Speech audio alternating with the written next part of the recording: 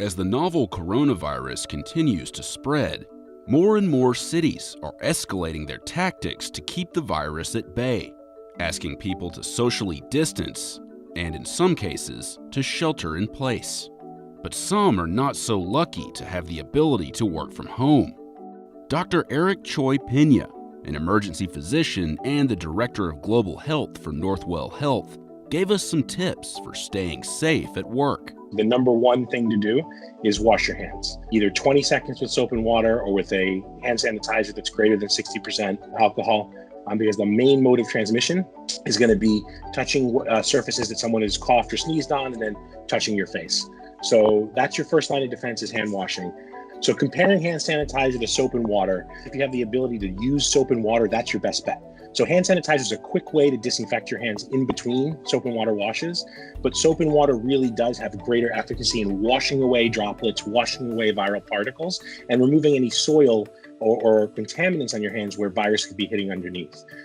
Hand sanitizer essentially is a superficial clean. So if you've got no dirt or no grime on your hands and use hand sanitizer, it is effective at killing most things that are on your hands. But anytime that you have any type of dirt or anything else where something could be hiding underneath that layer of dirt, hand sanitizer isn't going to get it, but water and soap will.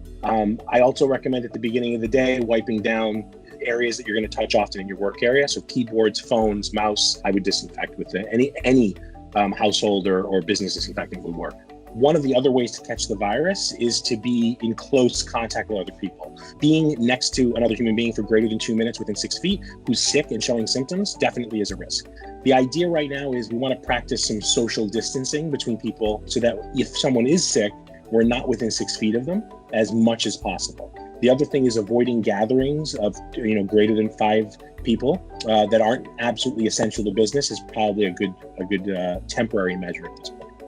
But social distancing is not always feasible, especially when your work involves person-to-person contact. So the service industry is a tough area, and they're especially tough because they also don't have any sick time often. If they don't work, they're not making money. So that's something that society is in general we have to take a look at, because they really do have kind of a financial imperative to work even while sick.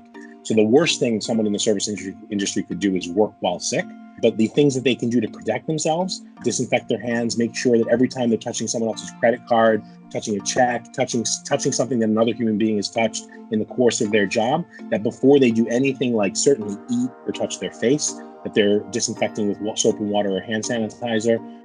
The handshake is a tough thing because it's really ingrained in our culture, right? I mean, even now, when I'm meeting people, part of me is like resisting the urge to extend my hand out and shake people's hands. So I think having something that's a gesture, the elbow is certainly, I think, the safer thing than the fist bump. Just having that momentary contact with an area that's not going to go anywhere near your face. Even just kind of a slight nod or a bow, oftentimes will get kind of the job done. We need to keep calm. We have to kind of take this with the appropriate level of seriousness, protect the people that are at risk of having worse outcomes. But the rest of us need to just kind of take the anxiety down one notch, realize that we're going to get through this. It's going to be here. It's going to pass through our communities. And so we really just need to kind of do things that are smart, but try to avoid panicking.